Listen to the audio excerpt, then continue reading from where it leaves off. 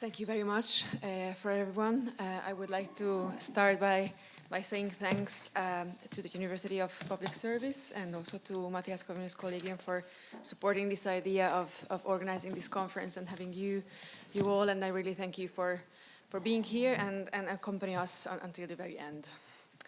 So as we heard, Professor Tollefsen talked about neglected goods and neglected persons. So he asked the question, what are the goods that constitute to human flourishing, including that of neglected persons? He persuasively argued that while some human goods as life and dignity and up to a certain level education has been more or less sufficiently tackled extensively by natural law theory, others such as work, play and aesthetic experience have been rather neglected in relation to disabled persons. So while I was listening to his vivid and picturesque description of disabled children walking, listening to music or dance, I could not help but thinking about their mothers and fathers. That they might as well were walking in a funny way or enjoy the dance and music as they would have not, were it not for their love and care for their children. So I asked myself, in what sense or up to what level caretakers share the same realities of their disabled child, parent, or sibling? In what relevant sense caretakers face the same conditions and problems that emerge from the vulnerability of disability of those with disabilities than those whom they are taking care of? Should we also add the caretakers to the analysis when we think about the natural ethics of disability? When Eva Fedakite is playing Beethoven's Ninth for her daughter, Sesha, I can imagine that through her daughter's joy, she has a different experience of Beethoven's symphony. Or when a child is with severe physical disability manages to walk, his or her father or mother has a different experience of the nature and value of walking and its potentials to lead to a flourishing human life. In other words, the situation of parents as caretakers and disabled children and adults who are being taken care of are sometimes quite intertwined. Still, there is a continuing struggle to see the needs of mothers and children, not as in opposition to each other, but instead as both essential and worthy of protection in a just and healthy society. Quote from Beatrice Scudeler, who is making a case for maternal feminism. A newborn baby shares some of the limited capacities of a disabled persons during at least the first years of their lives, and their mothers and fathers are similarly limited in movement, work, enjoyment of artistic experience and play, or perhaps play up to a certain level. No one has questioned the dignity of mothers and fathers, but I think there is an interesting paradox regarding the expectations society has about what parents, especially mothers, could do and could not do while they're having small children and children. So on the one hand, the model law for care that my friend and colleague Tana has already mentioned expects caretakers to return to the job market as soon as possible. In the Americas, it's up to 3 to 6 months, usually. It expects mothers and fathers a great effort to maintain their families, be efficient and productive workers, caretake of their children, perhaps also their parents, perhaps with disabilities or severe illnesses, no matter what. As we have heard from Chris, what persons with disability can in fact do has to a very great extent historically been limited by discriminatory attitudes and beliefs about what they can do. So diminished expectations have led to diminished opportunities. I think it is, at least up to a certain level, true for parenthood as well, as there are human goods where caretakers, especially mothers, are not really expected to flourish, at least for a certain time, at least in certain conditions, and I mean specifically the basic knowledge of good and the aesthetic experience. For instance, Tana overcame the low expectations when she and her husband decided to come to this conference. Everybody asking, wow, you are here with such a small baby. How have you come to this decision? You are doing great that you are here, and it's true. Or Elisabeth Anscombe doing the tutorials with her students, with her baby on her lap and children coming and going, as it is very picturesquely described in this book that was already mentioned. I'm quoting, I'm reading. Anscombe held tutorials in an upstairs room. The house was narrow and dimly lit, and her 2, then 3, 4, 7 children, things were scattered everywhere, including in the tutorial room. The room would not have been tidy, regardless.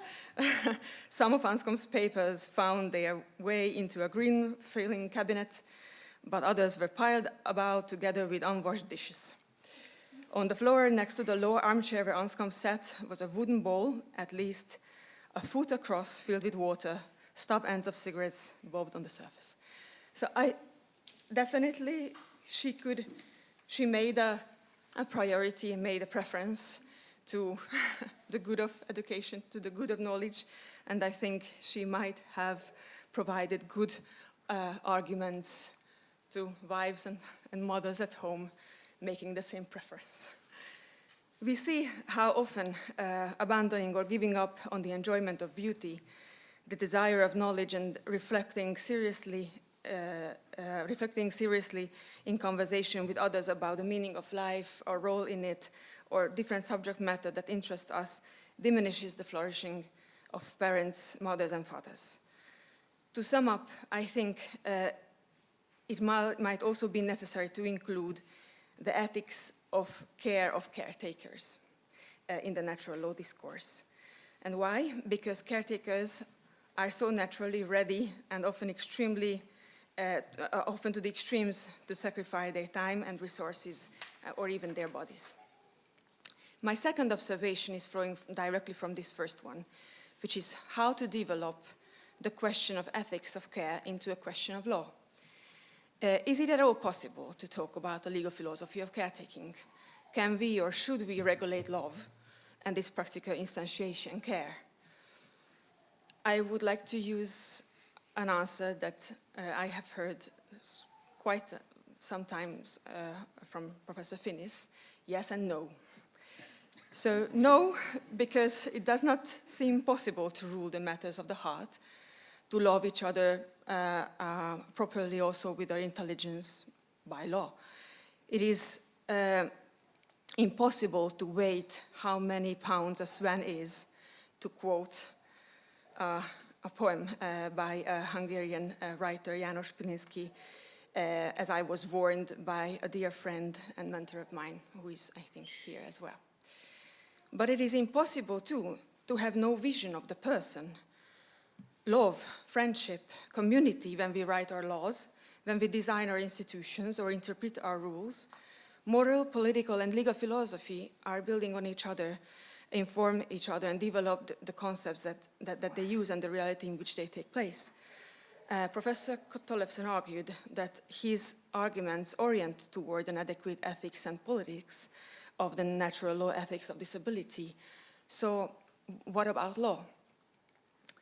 On a personal level too, we need lawmakers, judges, public administrators who know, have seen, or have experienced the love for the other, for a husband, for a child, or a disabled relative.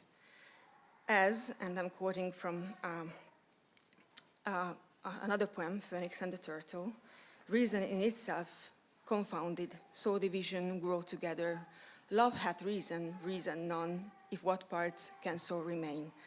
So I think it is important to build on what we understand, how we understand love and care on the level of ethics, and let it inform as much as it's possible and desirable when we build on it in order to design and think about philosophy of law in relation with care.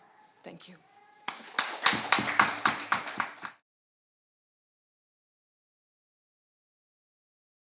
when I arrived to Budapest, I went to a church to find a mass, and I asked a lady, could you tell me whether there is a mass here at 8? And she replied to me, sorry, I don't understand German. So I made some signs, and at the end she told me, well, there is a mass here at 8. So I hope that during these days my English has improved and you are going to understand what I am going to say now. This paper by Professor Tollefsen has been very thought-provoking and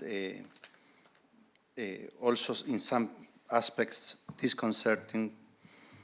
I am going to try to first, from the beginning, to say that the aspects that he left out, he mentioned ethical aspects, political and theological aspects, are an urgent task, because the ethical aspects cannot be understood without the political aspects, which I hope it's going to be clear at the end of my exposition. And the theological dimension is crucial because we are dealing here with suffering and many consequences of original sin. And it seems to me that there is not an adequate answer to the problem of evil and the problem of suffering without this theological dimension. Now, first, in the development of my comments, let me mention John Henry Newman, because this paper and this suggestion is very important along the lines of what Newman says in his essay on the development of Christian doctrine. He says that that is not applied only to Christian doctrine, but to any doctrine and tradition, that insofar as it is thought, it demands a sort of development and expansion to new issues and to new situations. And he shows that with many examples of Christian doctrine, but also he mentions some other examples. And that is why this suggestion that there are some neglected goods in the theory of natural law, some neglected persons in society, on account of their participation on these goods, is important, because this is a step in the development of the tradition. Now, heresies play a role here also. So in my disagreement with Professor Tollefsen, if there is one here or two, take into account that he is the heretic, not I. Noted? Yes, because you are going to the stake. I will start with very welcome insights.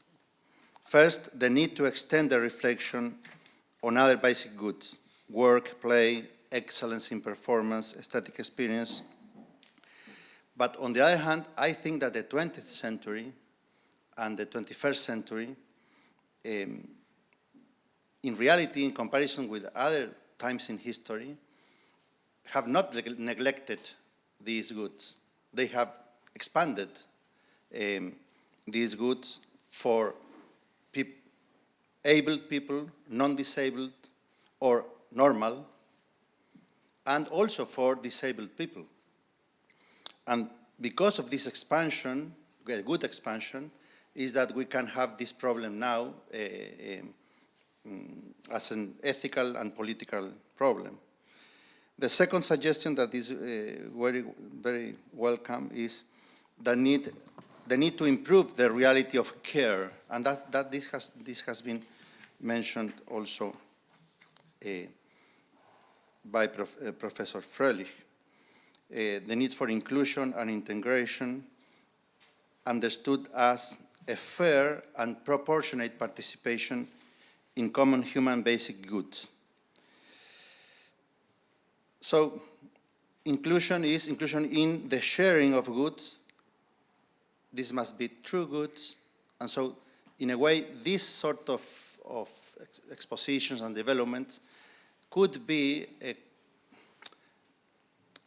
sort of refutation of some sort of ideological inclusion. You mentioned that in part, because it is not that we oppose inclusion, but we don't think that inclusion is referred to every sort of practice or way of living, because we have to maintain the distinction between participation in goods, and one of those goods is practical reasonableness itself, and the destruction of goods. But again, in the 20th century and the 21st century, there has been an improvement in the reality of disabled persons. I have lived the transition from the time when I was a child, close to some disabled people who have no chance, and from today, and in my country, and in many other parts of the world. And the other welcome insight is that there are some relativity of standards. Professor Tollefsen treats this mostly in relation to excellence in performance, in the arts and the aesthetics experience, but this sort of relativity without subjectivism, which must be developed. There is an example that Professor Tollefsen uses in the written paper, I think, but not today, a parallel with music, which develops standards, and in some other cultures, we can at first not appreciate the music because the standards developed there are not our standards. That is a classical experience in art. My fourth point is that there are some classical natural law theory distinctions not sufficiently considered, I think, in this paper, but there are some caveats, short caveats, that show that Professor Tollefsen is aware that this needs some sort of expansion. I will mention three. The first one is the distinction between negative and positive precepts of natural law, or between moral absolutes and prescriptions that call for some prudence in the application and consideration of circumstances. This is very important because most of the suggestions of development of the application of natural law doctrine to the treatment of disabled people have to do with these positive precepts.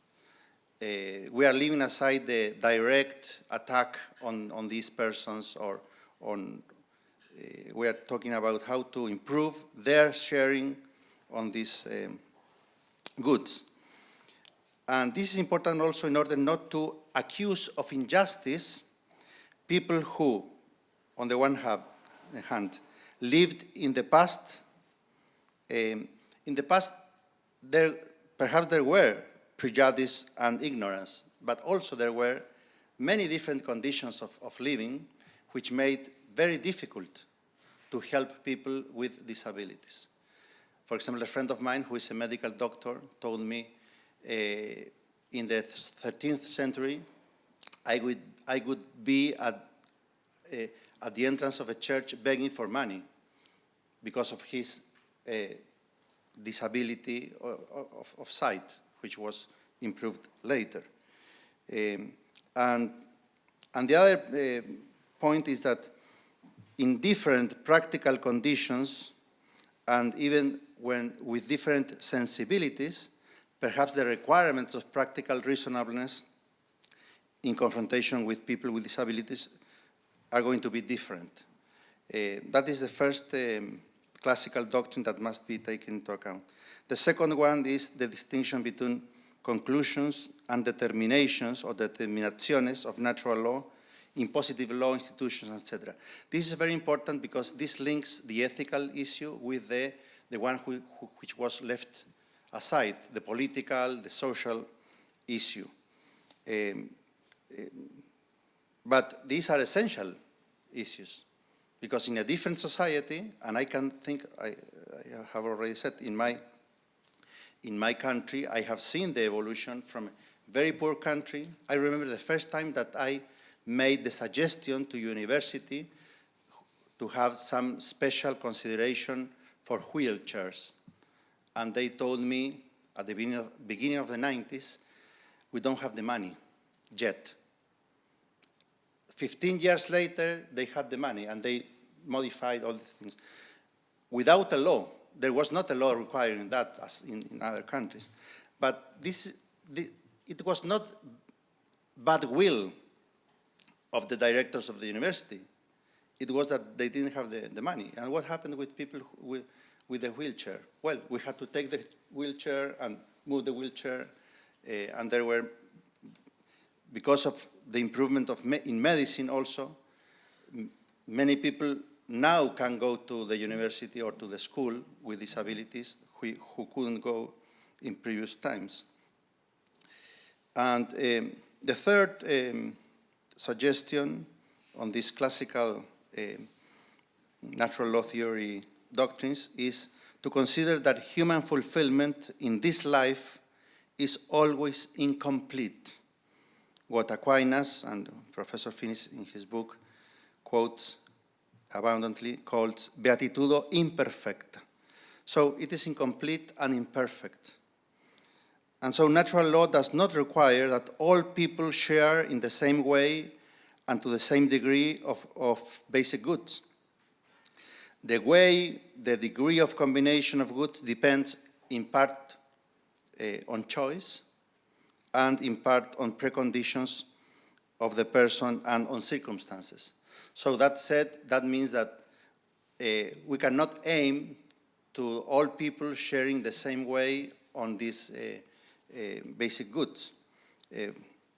For example, I wanted to be a pianist when I was a child, and my parents told me, we don't have the money, and that was the end of it.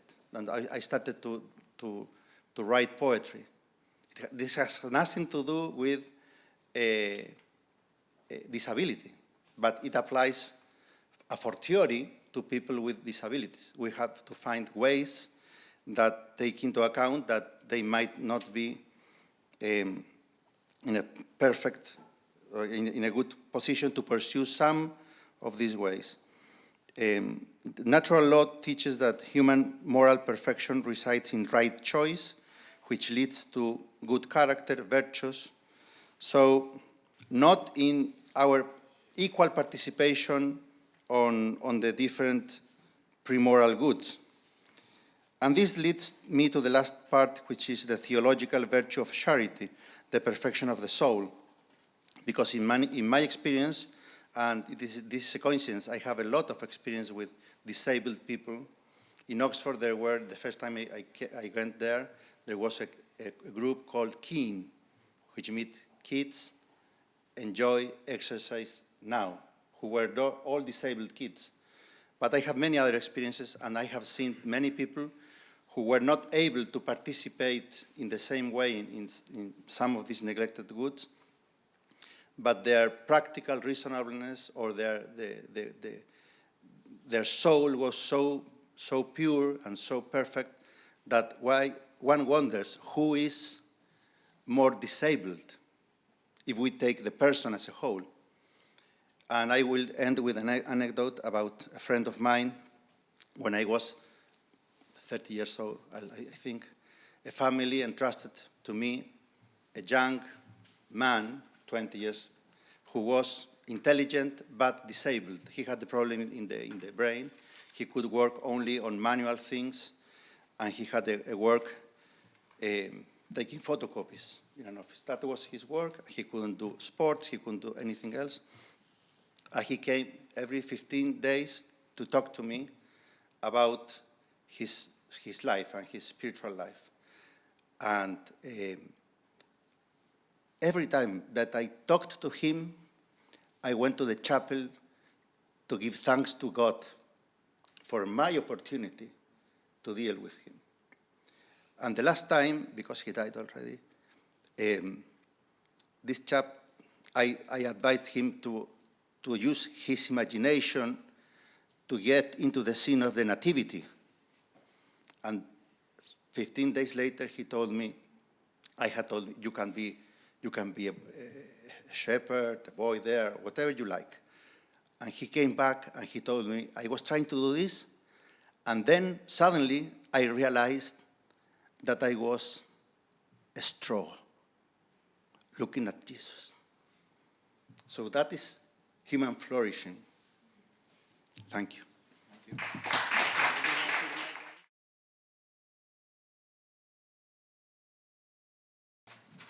Thank you both.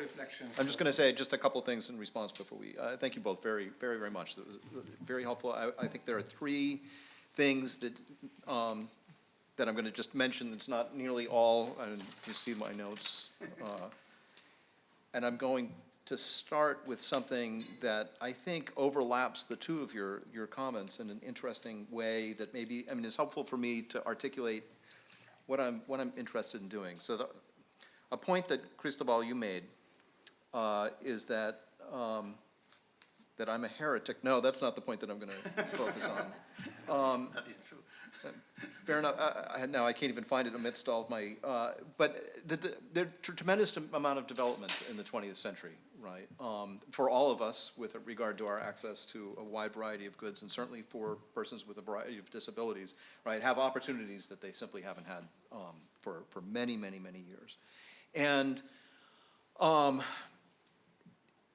so here is a background concern that I have that is partly driving what I'm doing or trying to do or thinking of doing in this paper. And that's that, so to some extent, those gains are made at the insistence of disability rights theorists. And the disability rights activism complex, industrial complex, right, which includes disability rights theorists and disability rights activists, I think to a considerable extent is captured by the same set of interests that have in various ways concerned a variety of other people at this conference. It's driven in many respects by identity politics and by concerns for individual expressivism and personal autonomy. And so there is a way of theorizing what's missing from the lives of persons with disabilities and what the bridge to those, to what's missing is by way of politics. And here, right, both of you said, well, there's a need to move from ethics to politics here. And in a way that move has been made in a way that parallels the way that it's made in a wide variety of other contexts. And you see this, I think, in some disability rights literature and also just in practice, that what's missing are opportunities most fundamentally for the expression of personal autonomy and choice. Now I think that's a terrible route to go down for a variety of reasons, not just because it's false, but it also leads to you know, there's an interesting, maybe surprising, sometimes hopeful degree of opposition among many disability rights groups to euthanasia, but sometimes it's pretty soft, right?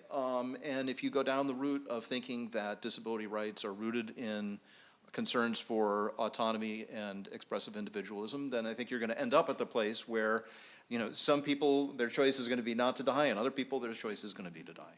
And what's a reasonable response to that? It seems to me that the reasonable response, something that needs to be at least pursued, is rooting that transition from ethics to politics in an ethics that is founded on the whole range of basic goods rather than simply personal autonomy and choice. Now, just as a side note, I'm not going to talk about this. Maybe we can, people have thoughts on this, but I do think that there are, although many of the concerns are, you can see how, well, we have this interest in human flourishing at the ethical level. We want to move to the domain of politics and law. I do think there are worries here about getting fixed too closely on one particular way of doing things at the political or legal level to the exclusion of a kind of pluralism about how people address some of these questions, for instance, of integration and segregation. So that while I think that laws that emphasize the importance of access and identify some structural barriers to access that can be overcome, right, going further than that and saying, well, the education needs to look like this, right, that can be stultifying to the need for experiment. It's just a kind of side note. So the larger picture is, I think there is a theoretical and a practical need to ground the ethics, right, in the full range of human goods, and part of that need is rooted in what happens at the political level if you're doing it on a much thinner basis. And that actually leads to then the second thing that I want to say that Cristóbal, you mentioned in the practical reasonableness and the virtue, and the theological virtue. Your discussion of this young man with whom you were friends is quite lovely, right? And I think probably all of us have had the experience in the same way that one has the experience with young children, right? One also has the experience with persons with disabilities of being in the presence often of somebody who's, has a kind of purity of heart that is rare to see. But that same picture that I was just discussing that drives, right, the disability rights activism industrial complex also affects the way that people with disabilities think about themselves, right? Many of the people in those activist communities are people themselves with disabilities. And if you start to think of yourself primarily, right, if the problem with your disability is primarily, I mean, I think there's a lot to learn from the social model, but if you think of it primarily as other people are throwing up structural obstacles to your ability to express your own will, that actually also has very negative consequences, I think, that you see concretely. This is going to bring me to the third thing that I'm going to talk about in a sort of integrated way with something that Johanna spent important time talking about. So Eva Kate actually talks about this as a problem among persons with disabilities for whom others are caring, that there can be a sense of entitlement to the care that obscures and obstructs the role of the caregiver as someone who is actually providing something to the person with the disability, right? So if you think too much of yourself as, right, there's these structural problems to the expression of your will, and a caretaker is just society coming in and solving those external problems, then there's a way in which you don't acknowledge the person who's caring for you.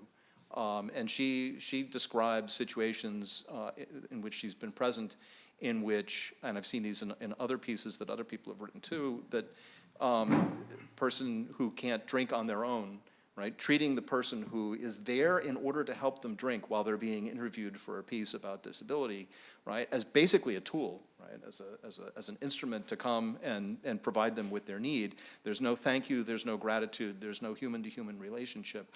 I see that in part as growing out of the lack of, not just the lack of a proper understanding of the ethics and politics here, but a distorted understanding of the ethics and politics. It seeps down into the character of persons who see themselves in the light of this. And then that brings me to I think your point about care for the caretakers is exactly right. This has been a part, again, and I hate to keep talking only about Eva Kate, but she was, I mean, is one of the first like genuinely philosophically trained people to sort of look at a wide range of these issues. And she initiated a discussion of this very problem 20 years ago. I think it is a problem of justice, and again, how to solve that at the political level is a very, very difficult and complicated question, right? But it is immensely taxing. It's taxing on ordinary mothers, as you have said, to care for their children, but the extent to which it's taxing to care for children with a variety of different kinds of disabilities can be, it can run people down tremendously, and finding some way, both at much more local, pre-political, communal levels to address that, but to the extent that's possible at a political level, I think is an important, absolutely important consideration. Thank you both. Super helpful. Really appreciate it. Thank you, Chris. And let us do it this way. I would propose to take 3 questions or comments from the audience, and then give the floor to John for the final remarks. So, yes, please, Eric.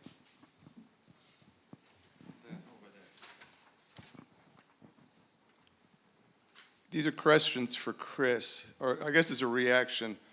You could have written a bit different paper, and I'm curious why you focused the papers as you did.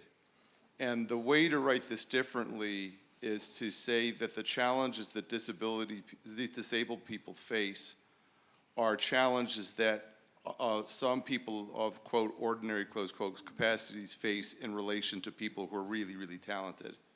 So why focus on the disabled as a separate class? So the two things I were thinking are so people who are disabled and cannot participate in athletics, that is, everything you said is true. I live in a part of the United States where organized athletics are crazy competitive. There are travel teams and AAP teams and all these. And so there's actually not that many opportunities for kids who want to play but not be super competitive to play. And so you could, some of the things you're talking about, you could see as a spectrum. There's exclusion of disabled, but there's exclusion of people who are not super competitive. And then the remarks you're making at the end about in response to Johanna's remarks about disabled not appreciating or not being properly grateful to people who are supporting them. You could say that about kids who are lethargic, not industrious, they got in their 20s, their parents subsidize them, they get learned helplessness. So again, you could treat this as a continuum. I think there are reasons to focus on what you focus on, but you might want to distinguish the phenomena that I'm talking about. Can I suggest to take the other question as well? The lady over there.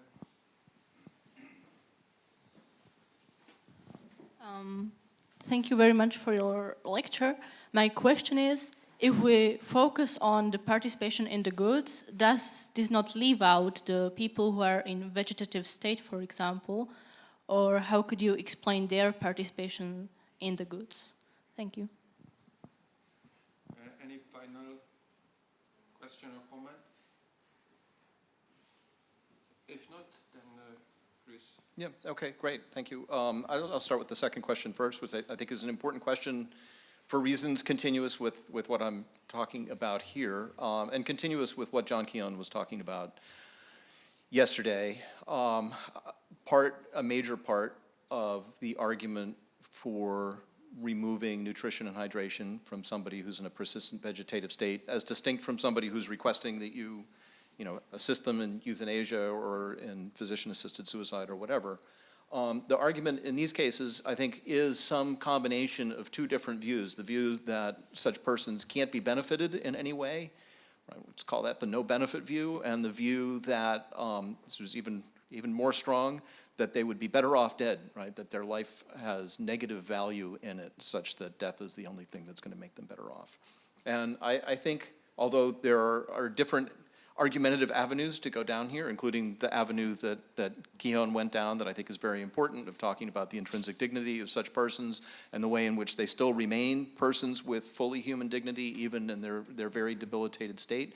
But I think it's also important in a way that parallels what I'm trying to do here to identify the way in which, even beyond the good of life, right, there are other goods that are available for them to be benefited by.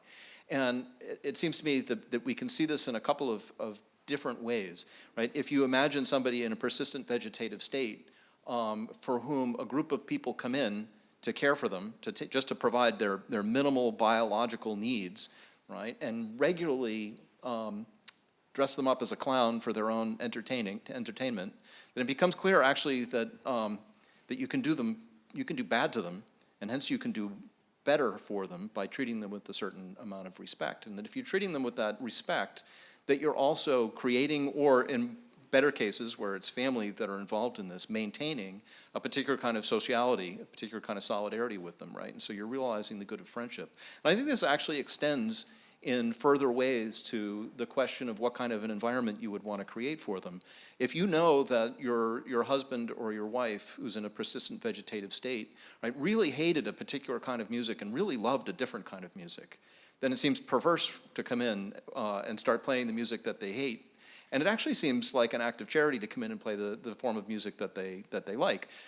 You don't really know, right, to what extent they might be benefiting from that, although I think there's some recent studies that suggest that they might actually be receiving some benefit. But that again suggests that in this line of important basic goods, there's not really only just one good at stake. There's a variety, and if we can point to those, then we block one avenue to the claim that these lives are of no benefit or that their fate's worse than death. And we also create new opportunities for how we can care for such persons. Eric, I take your point, and so here I have this this thought to begin a larger project of the ethics and the politics and the theology of these goods that I'm calling neglected, which are, far from entirely neglected, right? It's a relative term, but especially play and aesthetic experience. I want to see, how the natural law approach can address these goods. And then there was a kind of rabbit hole that I went down, right, for various reasons in terms of thinking about the relationship of disabled persons in particular to these goods. But all of these questions, it seems to me, open out onto wider considerations of everybody, right? And what role, it can't just be that, it seems to me, that only the most talented and the most competitive are owed participation in local forms of community sport and play, and rethinking what it is that is owed, or how it can be brought into realization, I think, is part of what I want to be involved in. Thank you. It's helpful. We got third question, so Veronica. Oh, Yes. we have all day. Yeah, good. Yeah, very quickly. I think this worries me, Christopher, because I think that the protection of disabled is really because they are human beings, right? And they have capacity. But I think you're trying to demonstrate that there is a kind of quality of life. And I think that's falling trap into the argument of quality of life. Then they're going to come back with the quality of life. So I see here 2 bits of the paper, and then there's a third part of the paper that I think you are just, that I want to press you further, is Cristóbal's point on suffering and faith. Yeah, okay, very nice. I was thinking during the session that I think Pierre and Paul were part of, you were in the session together, am I right? Yeah. And that there, it is the case that the moral absolutes come first, right? If we're going to think about these issues, then it has to start with making the case that there's to be no intentional killing of innocent persons, and persons with even the most extreme and profound cognitive disability, for instance, I think are still human beings and hence human persons, and hence owed the immunity from intentional killing, and also from various other forms of injustice, right? Because I think, as John Keown pointed out yesterday, it doesn't all need to be intentional killing for it to be very wrong. There are lots of other forms of unjust treatment that I think are ruled out. But the intentional killing, absolutely ruled out. And then you could draft a rights document, right, that only expressed, right, the negative rights, the no one shall be rights with regard to the disability, and I think you would have accomplished something immense, right, relative to where we are. But that norm was accepted also widely through a period of time in which, and this is, an important point that Cristóbal made, not always because of bad will, right, but sometimes for lack of resources, but sometimes also because of bad will and because of prejudice and because of a simple sense that, well, this person can't do anything else, right, that all the more positive rights, the more positive ways in which such persons could have enjoyed the benefits of a common good were just ignored for such persons.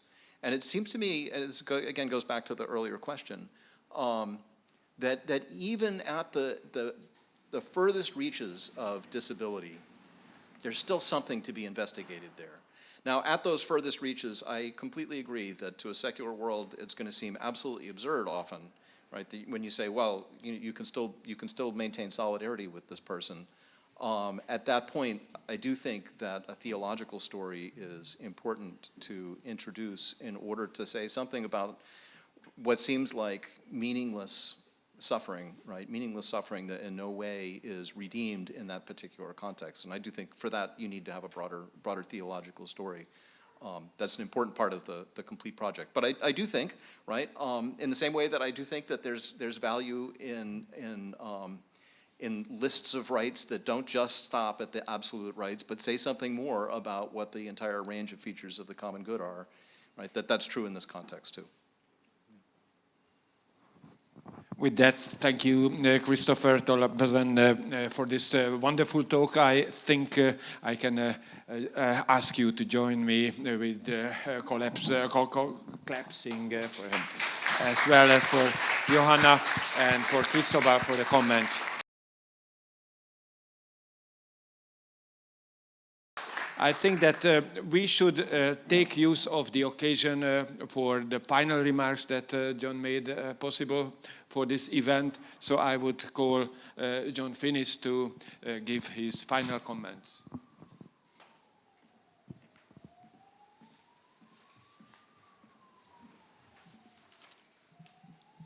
Thank you very much, Professor Höcke. The only claim I have to be here is that you addressed the interesting theme of Anscombe and analytical Thomism and new natural law theory and me and Jermaine and others, and I just have a few random observations about that. Perhaps I've got a random thought about Chris Tollefsen's challenge to passing swipe at my tendency in recent years to, as in earlier years, some earlier years, to treat aesthetic experience as an aspect of the good of knowledge.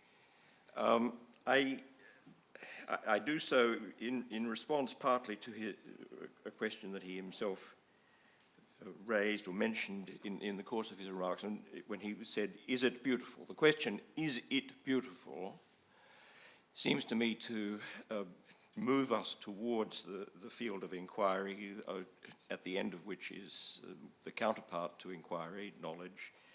But behind my thinking, rightly or wrongly, is something that I articulated in an early essay on pornography at a time when Peter Strawson was a colleague of mine, and I quoted him in the course of that essay saying, the creative artist does not so much vent their own emotions as imagine and conceive emotions and feelings in such a fashion that their understanding of them can be communicated through their chosen art, or through the symbolic forms of their chosen art. So emotions and feelings may not be the right substratum there, or exclusively the right substratum, but again, we're moving towards a conception of the aesthetic and aesthetic creation and aesthetic appreciation, which it seems to me is in the zone of, and properly considered along with, as an aspect of perhaps the good of truth and knowledge in other domains.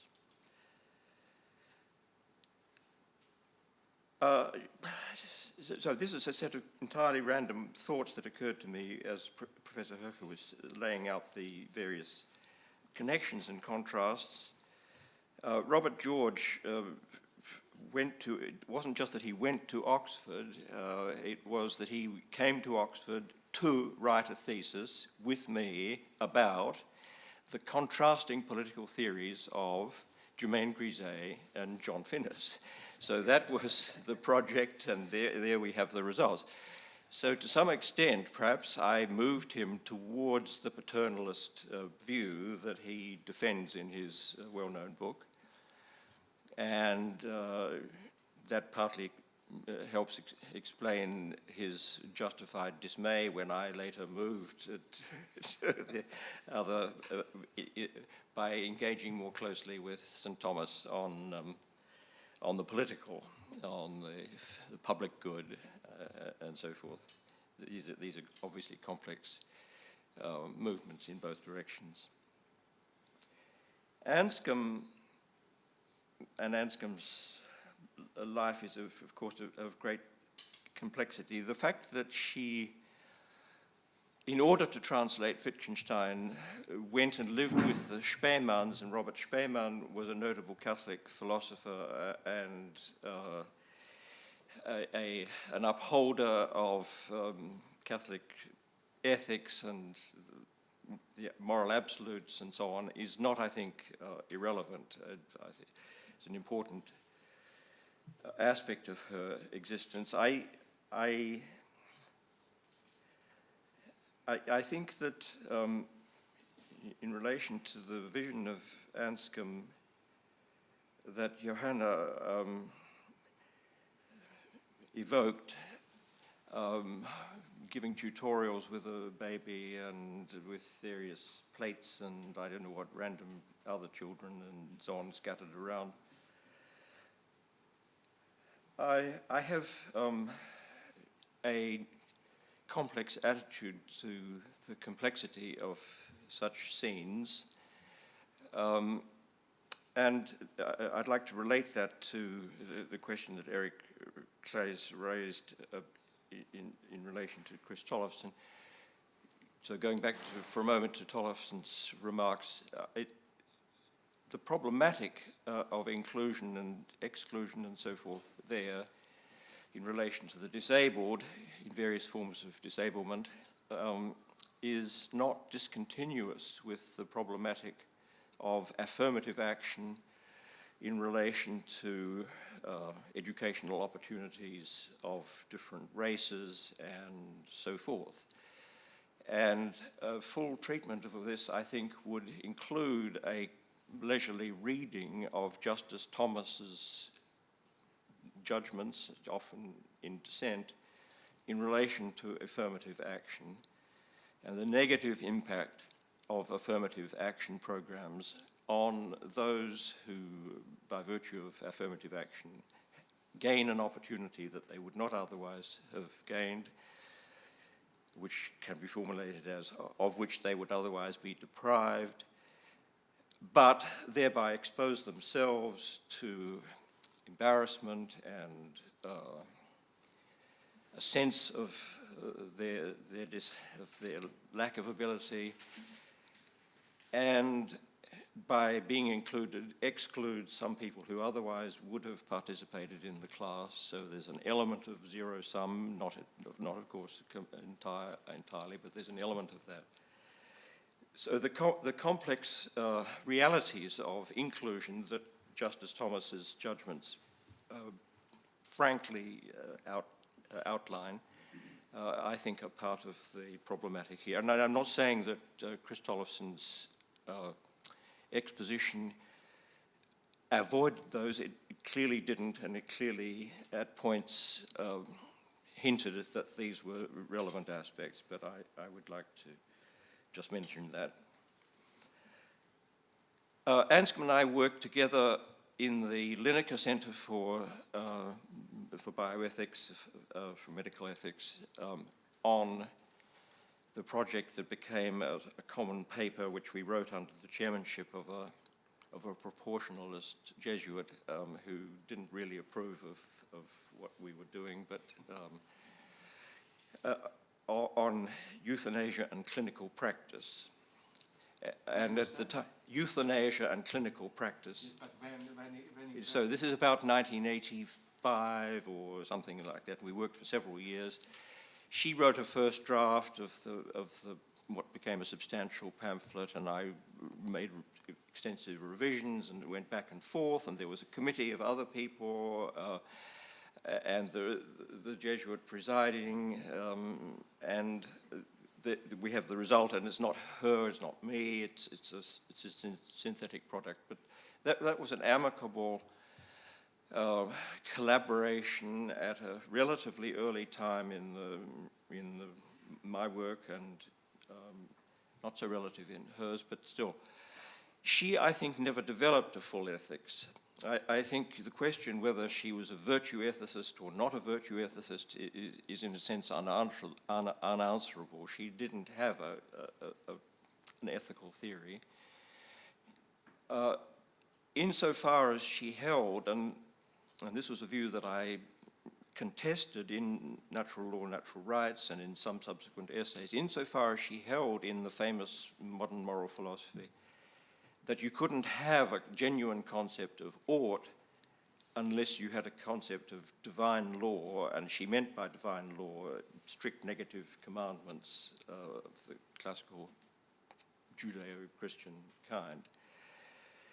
So there was a contest between our views of ethics right from the outset. I mean, Griset and I and Boyle and others, of course, never gave any quarter, so to speak, we didn't concede anything to that thesis of hers, which she never renounced, never subsequently really defended. And so I think, my claim that she didn't have an ethics, it goes with my last remark. She didn't either renounce or defend or really repeat the thesis that you can't have a moral ought without a strict divine law, negative commandments conception. There were serious disagreements lurking in the background about what intention is and how intention bears on the specification of acts for the purpose of moral evaluation, which did not come to the surface in the collaboration about euthanasia and clinical practice, but might have. One of the main papers I gave on intention was in a joint session, the first one for 10 years since they'd separated, of the philosophy department of the University of Louvain and the University of Leuven. And she was in the front row. I was expounding my conception of intention, which is essentially Germain Griset's and Joseph Boyle's, and Aristotle's and Aquinas, or certainly Aquinas's, and she was nodding in the front, nodding along in agreement in the front row, and thanked me at the end, or thank is too simple, expressed agreement. But you can find stern controversies between her and me on the subject of intention, not direct, but indirect, in later writings, in which my fundamental claim and Joseph Boyle's fundamental claim, and Joseph Boyle was a very good friend of Elizabeth Anscombe. They got on famously together. Boyle's collaboration with Griset from a very early date is an essential part of Griset's work, or understanding Griset's work. My conception and Boyle's conception of intention was thoroughly, deeply grounded on her book, Intention, and our claim is that her application of her ideas of intention in moral analysis was not an accurate application of her own fundamental thesis.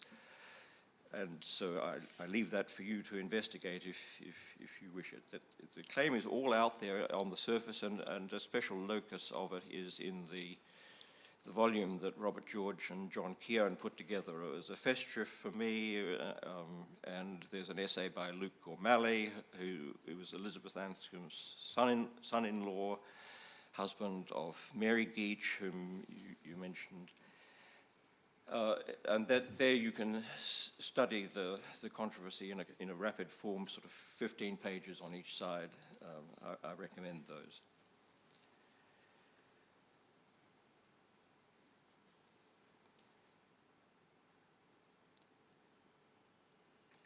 I think I don't have much really more to add, and so I won't. Mysticism, yes. So it wasn't quite clear, I think, from the slide put on the screen that one of the main quotations was about mysticism and the mystical and so on. Whether it was from me or from her, or me talking about her, or me attempting to summarize her view, I think it was largely the latter, the last. She wanted to emphasize, and so do I, but she did it better than me, the sense in which the general run of philosophers and intellectuals are so deeply steeped in materialist, naturalist assumptions that it's a matter of work and ingenuity to get them and get oneself to appreciate, on the one hand, just how far a human existence is not merely material, but on the other hand is not two bits, two entities, but is a unity of body and soul. But even it tends to betray the degree of unity. I mean, to miss out on grasping the degree of unity of the soul. The body is in the soul rather than the soul in the body.